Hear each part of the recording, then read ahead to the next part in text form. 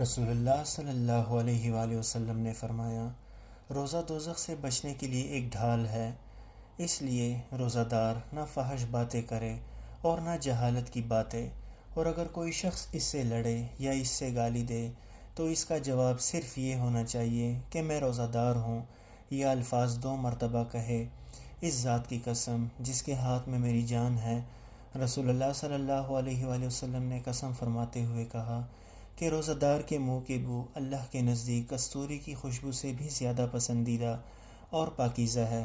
اللہ تعالیٰ فرماتا ہے، بندہ اپنا کھانا پینا اور اپنی شہوت میرے لیے چھوڑ دیتا ہے، روزہ میرے لیے ہے اور میں ہی اسی کا بدلہ دوں گا، اور دوسری نیکیوں کا ثواب بھی اصل نیکی کے 10 گنا ہوتا ہے۔ اللہ اکبر۔ اللہم صلی علی سیدنا محمد وعلی آل سیدنا محمد وبارک وسلم۔